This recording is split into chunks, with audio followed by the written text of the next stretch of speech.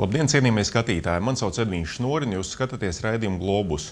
Šodien raidījumā parunāsim par tādu tēmu kā naftas cenu krišanās pasaulē. Mūsu studijas viesis šodien ir Aleksandrs Kišteins, ārpolitikas jautājumu eksperts. Labdien!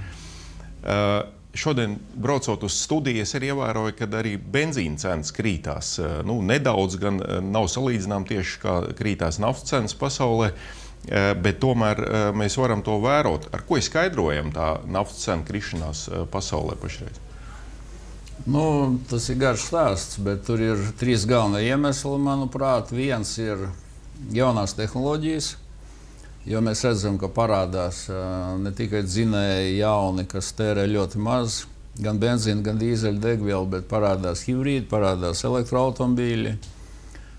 Bet galvenais iemesls, protams, ka Amerikas Savienotās valsts ir pašai sasnieguši kaut kur Saudarābijas līmeni, kaut kādus 9 miljonus barelu dienā. Jā. Un pēdējos 10 gados ir vairākas reizes palielinājuši naftas ieguvi. Līdz ar to šis pieprasījums ir krities. Vēl vienu iemeslu min, vai tam var ticēt vai nevar ticēt, ka šie islāma nemiernieki, kuri arī iegūst naftu šajās teritorijās, ko viņi ir iekarojuši, ka viņi pārdod viņu pa dempinga cenām, respektīvi pa puscenu. Līdz ar to tādā veidā arī daļai nositot pasaules naftas cenu. Bet kam viņi pārdod? Es domāju, ka tuvējos austrumos ir pietiekami daudz dažādu uzpircēju. Mēs zinām, ka arī tad, kad bija boikots un tagad embargo ir atcelts, bet praktiski tas vēl prasīs vairākus mēnešus Irānai. Arī Irāna visu laiku pārdeva savu naftu. Tā kā, acīm redzot, tur ir kāds tīkls. Jā, jau pat Latvijā var, trēst benzīna tankos pārdot, jā, mierīgi. Tad kāpēc to nevarētu darīt tuvējos austrumos? Tad faktiski runa par tām teritorijām, ja, ko ir ieņēmuši tie islāma valsts nemiernieki Irākā. Jā, tad sunnīti kontrolētās teritorijas Irākā, arī Sīrijā viņiem ir vairākas naftas pārstrādes rūpnīcas, kur viņi ražo šo degvielu un pārdod. Bet, protams, galvenais iemesls, acīm redzot, ir politiskās. Man liekas, arī politiskās sankcijas zināmā mērā pret Krievijas rīcību Ukrainā, Austrum Ukrainā un Krimā. Un, ja mēs atceramies, vēsture zināmā mērā atkārtojas pēc iebrukuma Afganistānā. Jā, tad 80. gados bija līdzīgs process, kur naftas cena nokritā, kur viņa bija kā 29, kaut kur zem $30 barelā, viņa nokrita zem $10, kaut kur zem 9 pat, jā. Un kas mūsu naudas izteiksmē, ja tagad, pārēķina šīs cenu starpības, tas būtu kaut kur zem kāda $80 pa barelu.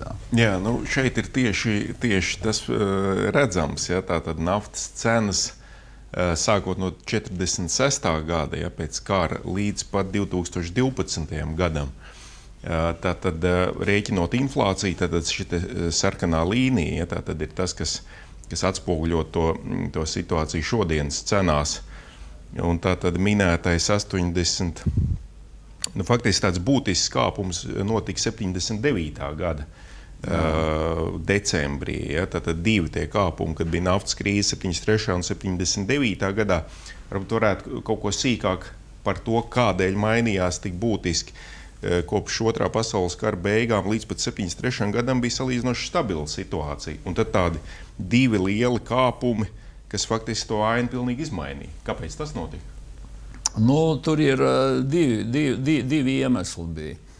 Tātad viens bija, ja mēs atceramies, šī krīze tuvējos austrumos, jā, un te mēs arī redzam, tātad naftas cena 81. 82. gads kaut kur. Atcerēsimies pēdējā, jā, tātad, kur Arābu valstis boikotēja un nepārdeva naftu rietumu valstīm, un tad bija tā sevišķi 82. gadā, ka pat Amerikas Savienotās valstīs benzīna tankos bija milzu rindas un cilvēki stiepa. Jā. Tas ir faktiski šitie arī jau faktiski 73. un 79. gads, ja, kad tās OPEC valsts viņi sāk, bet kulminācija tur var redzēt 81. 82. 81. gads, 82. Un tad, pēc tam panākot šo vienošanos starp Amerikas Savienotām valstīm un Saudarābiju, ja, tad jau sāks šis Reagan periods.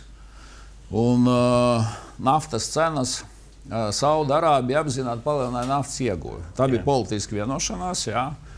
Tā rezultātā PSRS kaut kur jau ap kaut kādu 86. gadu nonāca pilnīgā, bankrotā, jo viņi nevarēja finansēt militāros izdevumus, sociālos izdevumus, jā, un iepirkt pārtiku. Un te tieši arī ļoti labi redzams, tieši 86. gads, jā, zemākā naftas cena. Un faktiski PSRS arī pilnīga katastrofa un bankrots kā valstī. Vai tagad šis scenārijs atkārtojas zināmā mērā, ko saka dažādi novērotāji? Mums jau nav, nekādi šie dati, bet tāpat ir ļoti labi, RBK televīzijas pārraide, kas ir veltīta tieši naftai kopā ar Bloombergu. Tur bija tāda informācija, ka it kā 2 mēnešu laikā Irāna iepludinās lielus krājumus jau pašreiz tirgu, ja viņiem tur vajag kaut kādu laiku, ja pēc embargo noņemšanas. Un ka Amerikas Savienotās valstis ir runājuši ar Irānu, ka nevajadzētu nolaist naftu varbūt līdz 30 vai 40 un pat ne līdz 50, pietiek apmēram ar $80 barelā, lai panāktu Krievijas piekāpšanos, no Ukrainas, jeb Krievijas agresijas apturēšanu Ukrainas gadījumā. Kā ir tātad Amerika ar Irānu, ja, runājot par naftas cenām? Amerikai ar Irānu tās attiecības ir tādā stadijā vai tādās, tādā situācijā viņas ir, lai viņas tur tā varētu runāt par kaut kādu tādu biznesu, jo es zinu, tur taču embargo vēl. Jā, tā ir tāda situācija pēc tam, ka Irāna ir pateikusi, ka viņi tomēr laiž šos starptautiskos novērotājus savos kodola bagātināšanas centros, un dažādu sarunu rezultātā, gan piedaloties Apvienoto Nāciju starpniekiem, gan arī ar Eiropas Savienības valstīm, ir panāks, ka tiek atcelts, vai viņš pilnībā tiek atcelts, ja šis embargo, tas ir cits jautājums, bet attiecībā uz naftas pārdošanu, tātad šis embargo tiek atcelts kā tāds. Un es tagad lasīju, ka apmēram pēc 2 mēnešiem starptautiskā tirgu ienāks Irānas nafta, kas būs vēl zināms stimuls nākošajam naftas cenu pazeminājumam kā tādam. Līdz ar to, ja arī gāzes cenas, jo tās arī piesies starptautiski, tā kā pie kurināmās degvielas pie mazuta, ja vismaz Gazproms ir piesaistīts, tad mēs arī varam sagaidīt, ka Latvija būtu jākrītās šīm te gāzes cenām, kas, sagaidot šo ziemu, diezgan patīkams pārsteigums, es domāju, Latvijas iedzīvotājiem. Cik lielā mērā mēs varam runāt par to, ka tur aiz šīm te naftas cenu krišanos pasaulē stāv kaut kāda veida sazvērestība, jo runājot par šo te iepriekšējo periodu, un iepriekšējo būtisko kritumu 86. gadā, tā bija tāda tīri, šodien jau zināms, ka tā bija izplānota ASV politika, Reigana politika, kas bija sadarbībā ar Saudarābiju, lai tātad šīs te cenas kristos un tādā veidā, lai Padomju Savienība finālā bankrotētu. Tagad tiek izvirzītas faktiski arī 2 teorijas, ka tas ir saistīts ar sazvērestību, bet tās sazvērestības tiek minētas 2. Tātad viena pēc analoģijas ar to, kā bija 80. gados, kad arī Amerika vienojusies ar Saudarābiju, tātad, lai cenas pazeminātos un tādā veidā iegrieztu Krievijai. Bet otrs tiek minēts tas, ka aiz tā stāv šīs te slānekļa gāzes, lobijs, kas gribētu tādā veidā attālināt to perspektīvu, kad ir izdevīgi izmantot slānekļa gāzi, jo, ja cenas krītās, tad, visi darbi, kas ir šajā nozarē, tie tad apstājās. Kā tu komentē? Jā, tas ir interesanti. Vispirms, protams, vajadzētu sākt ar to, ka daudzi politiskie komentētāji un dažādu, fondu Amerikas Savienotās valstīs domātāji ir norādījuši pēdējie 10 gadi Amerikas atkarību no strateģisko izēlu piegādātājiem kā tādiem. Tā rezultātā, tad pēdējos 10 gadus mēs zinām, ka Amerikas Savienotās valsts ir vairākas reizes palielinājuši šo arī tehnoloģijas jaunās slānekļa gāzes izpētes un iegūst procesu, kā rezultātā tad pašreiz Amerikas Savienotās valsts ir sasniegusi Saudarābijas līmeni. Nenoliedzami, ka tam ir arī strateģiski kaut kādi mērķi būt neatkarīgiem pilnībā No šī, un tagad pārējām pie tā jautājuma, ko teicu par slānekļa gāzi. Ja mēs lasām Latvijā dažu teiksim, ITERAS vai Gazprom pārstāvu teikto, tad tur ir teikts, ka naftas cenas vairs nekritīsies, jo tad lūk šī slānekļa gāzes ieguve Amerikas Savienotās valstīs kļūs nerentabla. Un faktiski, ka tas sitiens būs gan Amerikas Savienotām valstīm, gan pārējām valstīm. Jā, un ka ieguvēja varētu būt Saudarābija. Bet te ir, un tad ir vēl viena lieta, kas ir jāņem vērā. Tātad Saudarābija un Irāna ir savstarpēji naidīgas. Jā? Valsts, kas cīnās par ieteikumu attiecīgajā reģionā, mēs zinām, tātad Irānā ir šīti, Saudarābijā sunīti.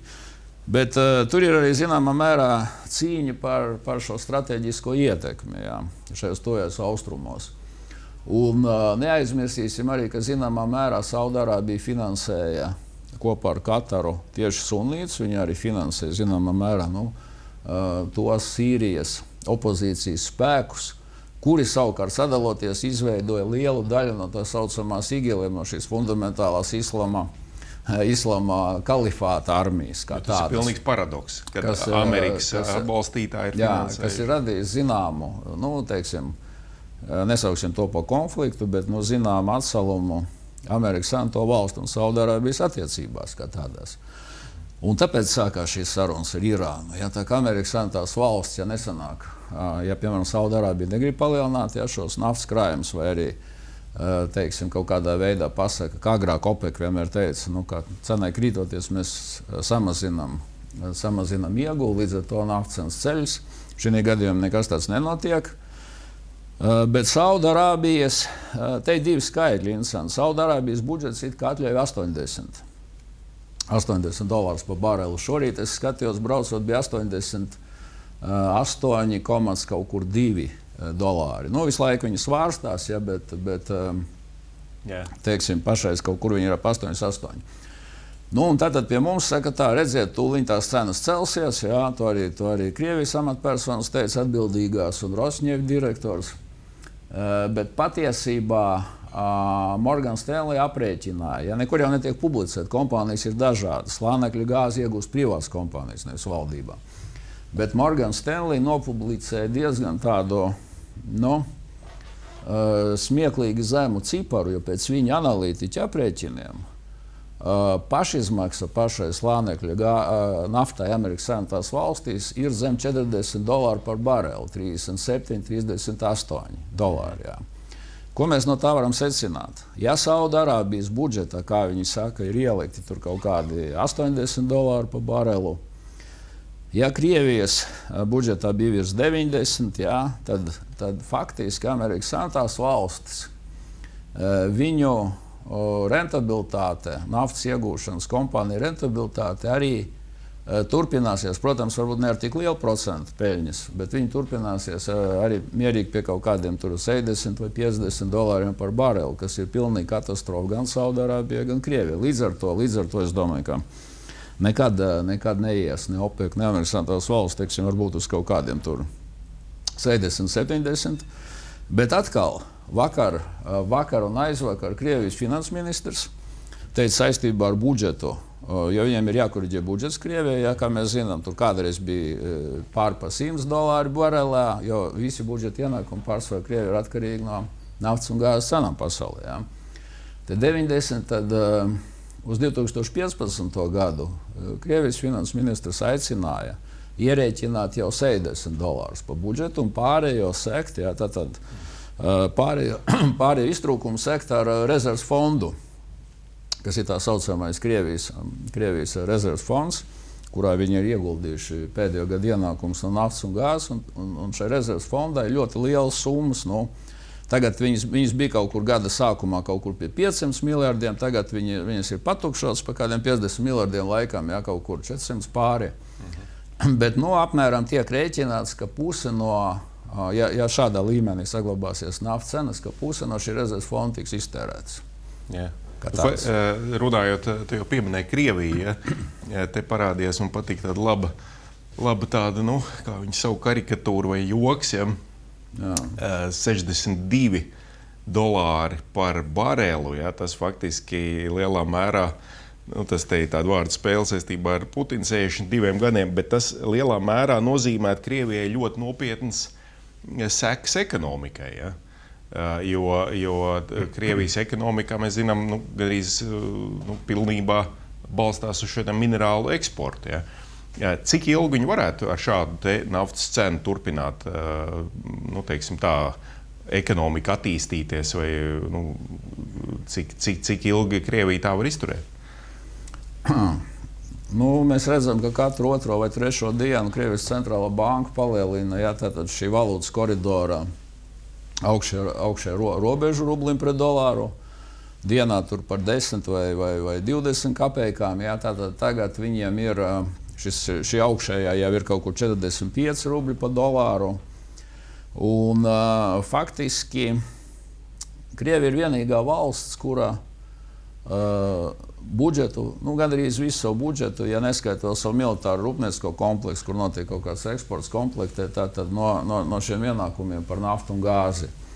Un, kā mēs redzam, ja tagad jau notiek šīs sarunas par budžeta pilnīgu pārstrādi nākošam gadam, un atcerēsimies, kas tad sastāv šos lielākos izdevumus. Bija Soči olimpiskās spēles, tātad pašreiz tilts no okupētās Krimas uz Kerču, tātad pāri Kerču šaurumam, kas jau tur prasa kaut kādas miljardus, tātad militāra rūpnieciskais komplekss, armijas modernizēšana. Tad vakar jau mēs dzirdējām runas, ka viens no ietaupījumiem varētu būt tieši militāra rūpnieciskais komplekss uz kā, jo Kremļa vadība ļoti labi apzinās, Krievijas valdība ļoti labi apzinās, ka sociālos nemierus izraisīt var ļoti ātri. Tad, acīm redzot, lai saglabātu kaut kādu līmeni saistībā ar pensijām, noturēt inflāciju, kur arī pārsniedz tagad jau šos 8%, kā mēs zinām.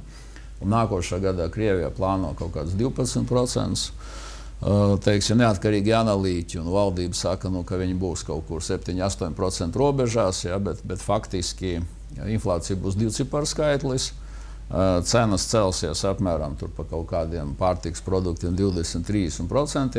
Tātad līdz ar to tiek samazināti militāri izdevumi, kas arī ir vajadzīgs no šāda strateģiskā viedokļa, un ko gribēja gan Eiropas Savienība, gan Amerikas Savienotās valsts attiecībā uz tiem pasākumiem, kas ir veicami saistībā ar Krimas okupāciju un ar agresiju Austrum Ukrainā. Ko mēs tagad redzam, kas notiek? Mēs zinām, ka pretēji daudziem aicinājumiem neaicināt Putinu.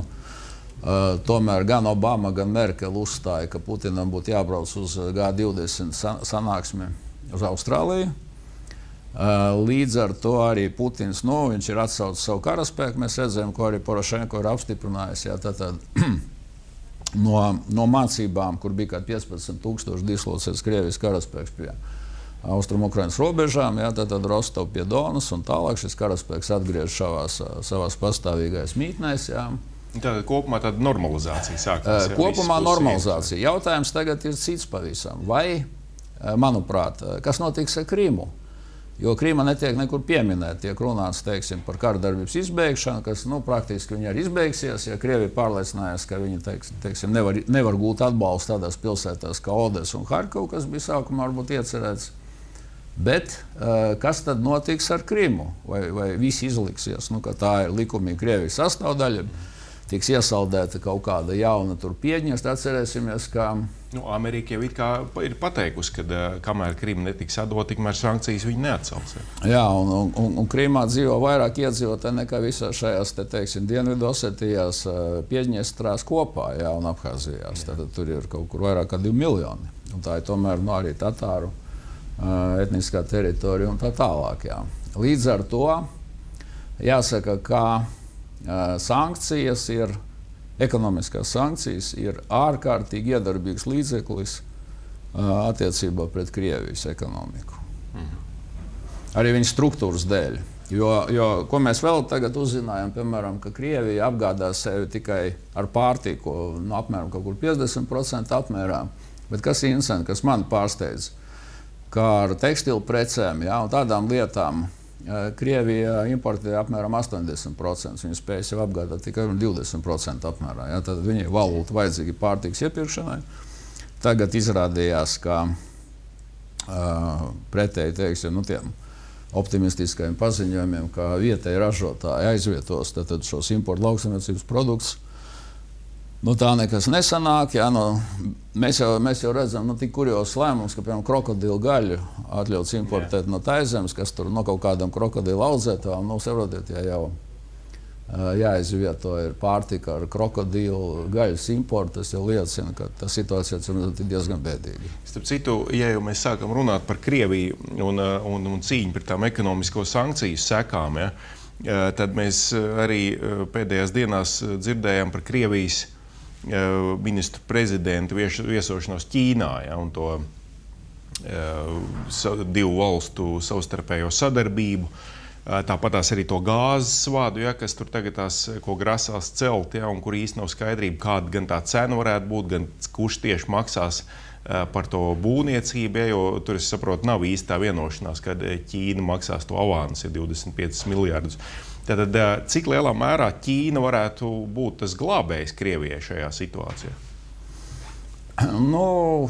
Ķīna var zināmā mērā kaut ko, teiksim, nopērkot, tur kaut kādu gāzi un kaut kādā mērā, bet ņemsim vērā pirmkārt, ka viņi jau ir apgādāti ļoti labi gan ar gāzi, gan ar naftu no vidējiem austrumiem, gan Ķīnai pašai savus iegūs. Bet lieta ir cita, man liekas, kas ir daudz nopietnākā. Lai noturētu ražošanu esošai līmenī, Krievijas naftas kompānijām ir visu laiku jāiepērk tehnoloģijas, tātad amortizācijas izdevumi iekārs, tās ir importētas kā tādas. Un šīs ekonomiskās sankcijas viņas aizliedz pirmkārt ilglaicīgo kreditēšanu Eiropas Savienības un Amerikas Savienoto Valstu bankām. Tad jūs nevariet, teiksim, tādā dolarizētā ekonomikā kā Krievija, jūs nevariet aizņemties naudu, lai piemēram, attīstītu kaut kādu naftas ieguvi Ziemeļledus okeāna arktiskajos ūdeņos, un mēs zinām, ka Norvēģija ir pievienojusies arī šīm sankcijām, līdz ar to Statoil tehnoloģijas nav pieejamas kā tādas. Tad parādās divas lietas, jūs nevarat iegūt tehnoloģiju, un Krievija nevar dabūt šos finanses aizdevumus. Un no sākuma izskanēja ļoti naivi tādi apgalvojumi, ko arī mūsu, teiksim, es dzirdēju, Iteras pārstāvi teica Latvijā, Dieviņ, ka tur nekas nebūs ar tām sankcijām, jo saprotiet, Gazproms vienmēr varēs aizņemties Ķīnā tur un tā tālāk, aizmirstot vienu lietu, ka Ķīna, viņai pirmkārt dolāros, man liekas, ir vairāk kā 1 triljons Amerikas Savienoto Valstu vērtspapīru, viņai ekonomika tāpat ir dolarizēta, un Ķīna savus ārējos, teiksim, finanses darījumus veic caur Hongkongas bankām, kuras savukārt ir pilnībā saistīts ar Amerikas Savienoto Valstīm, teiksim, ar Amerikas bankām, ar dolāriem. Un neviena banka ne Hongkongā, ne Šanhajā, ne Singapūrā neriskē sabojāt attiecības un pārkāpt kaut kādus, teiksim, aizliegumus finansēt Krievijas bankas kā tādas. Tad Krievija ir pilnībā nogriezti kāda šie ilglaicīgie resursi uzņēmumiem, dolāros.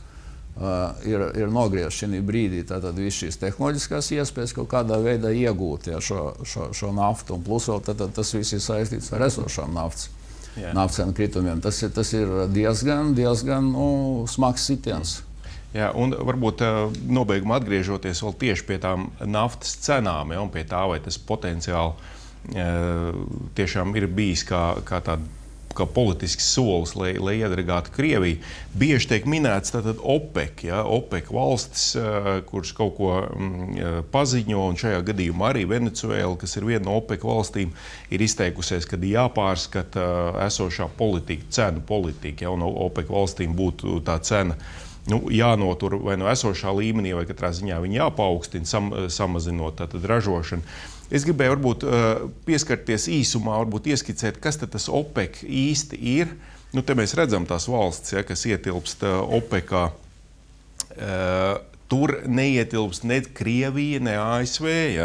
Un, ja mēs skatāmies to kopējo ieguvu, procentuālu, kas ir OPEC-am, tad tas ir mazāk nekā puse faktiski. Tātad, vai tās OPEC valstis, kas ir tādas diezgan, Venecuēla, tas ir Krievijai diezgan draudzīgas valstis, viņas jau paši pa sevi nevar tādu vienotu politiku realizēt pret Krieviju, vai tad var?